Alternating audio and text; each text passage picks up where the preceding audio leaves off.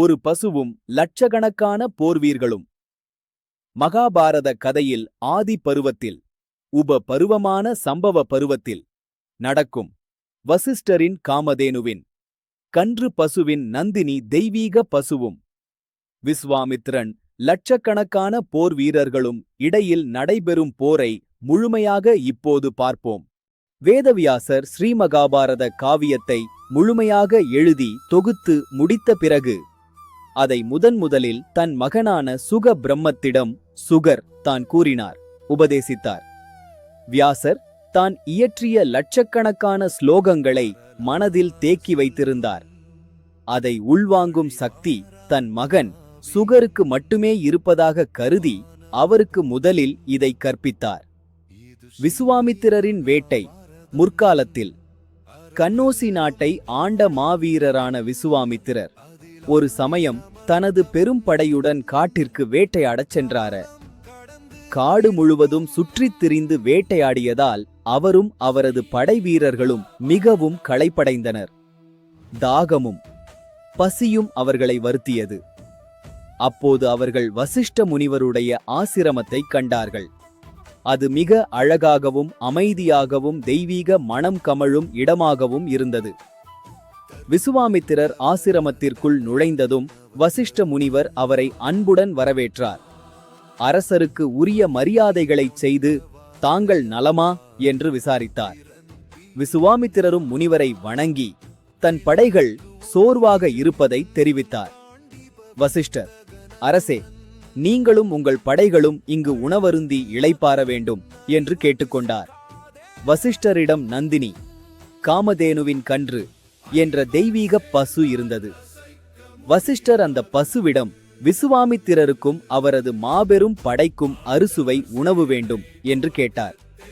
உடனே அந்த பசு மலையளவு சோற்றையும் நெய், பால், தயிர், பல வகையான காய்கள், இனிப்புகள் என அனைத்தையும் நொடிப்பொழுதில் உருவாக்கியது. வியந்த விசுவாமித்திரரும் அவரது படை வீரர்களும் அந்த உணவை உண்டு மகிழ்ந்தனர். இப்படிப்பட்ட ஒரு அற்புத பசு ஒரு முனிவரிடம் இருப்பதை விட ஒரு சக்கரவர்த்தியான தன்னிடம் இருப்பதே சிறந்தது என்று விசுவாமித்திரர் நினைத்தார். விசுவாமித்திரர் வசிஷ்டரிடம், முனிவரே, இந்த பசுவை எனக்கு கொடுத்து விடுங்கள். இதற்கு பதிலாக நான் உங்களுக்கு கோடிக்கணக்கான சாதாரண பசுக்களையும் பொன்னையும் என் ராஜ்யத்தில் பாதியையும் தருகிறேன் என்றார். அதற்கு வசிஷ்டர், அரசே, இது சாதாரண பசுவல்ல. இது என் ஹோம காரியங்களுக்கும் தேவர்களுக்கும் பித்ருக்களுக்கும் செய்ய வேண்டிய கடமைகளுக்கும் உதவுகிறது. இதை நான் விற்கவோ கொடுக்கவோ மாட்டேன் என்று உறுதியாக மறுத்துவிட்டார். வசிஷ்டர் மறுத்ததும் விசுவாமித்திரருக்கு கோபம் வந்தது. நான் ஒரு அரசன், கேட்டால் கொடுக்காவிட்டால் நான் பலவந்தமாக எடுத்துச் செல்வேன் என்று கூறி அந்த பசுவை பலாத்காரமாக வலுக்கட்டாயமாக இழுத்துச் செல்லும்படி தன் வீரர்களுக்கு கட்டளையிட்டார். பசு கதறியது.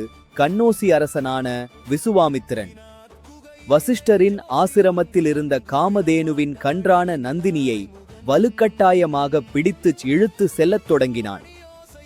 விசுவாமித்திரனின் வீரர்கள் அந்த தெய்வீக பசுவை சவுக்காலும் தடிகளாலும் அடித்து இழுத்தனர். வலி தாங்காமலும் பிரிவாலும் நந்தினி பசு கதறியது. அது ஓடிவந்து வசிஷ்டரின் முன்னால் நின்று கண்ணீர் சிந்தியது. பகவானே, உமது முன்னிலையிலேயே இவர்கள் என்னை அனாதை போல அடித்து இழுத்துச் செல்கிறார்களே, நீங்கள் ஏன் என்னை கைவிட்டீர்கள் என்று அழுது கொண்டே கேட்டது. அதற்கு அந்த பிரம்மரிஷி சாந்தமாக, நந்தினி, நான் உன்னை கைவிடவில்லை. இவன் அரசன், மதங்கொண்ட யானை போன்ற பலம் வாய்ந்தவன். என்னிடம் இருப்பது பொறுமை மட்டுமே. ஒரு பிராமணனாக நான் இவனை எதிர்த்து போரிட முடியாது. நீயாகவே இவனிடமிருந்து விடுபட்டுக்கொள் என்றார். வசிஷ்டர் இவ்வாறு கூறியதை கேட்டதும் நந்தினிக்கு புது தெம்பு பிறந்தது. அது விசுவாமித்திரனின் படைகளை நோக்கி திரும்பியது. கோபத்தால் கண்கள் சிவக்க விண்ணதிரும்படி ஒரு முறை ஹூங்காரம் செய்தது. அந்த பசுவின் ஹூங்கார ஒலியிலிருந்தும் அதன் உடலின் பல பாகங்களிலிருந்தும் வாலிலிருந்து பஹ்லவர்களும் மடியிலிருந்து திராவிடர்களும் யோனியிலிருந்து யவனர்களும் கோமயத்திலிருந்து சாகர்களும் என பல்லாயிரக்கணக்கான போர் வீரர்கள் ஆயுதங்களுடன் தோன்றினார்கள்.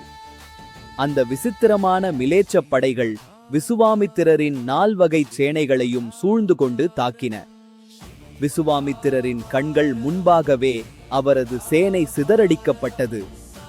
ஆனால் வசிஷ்டரின் கருணையினால் அந்த வீரர்கள் யாரையும் கொல்லவில்லை. விசுவாமித்திரனின் சேனையை வெகு தூரம் விரட்டியடித்தனர்.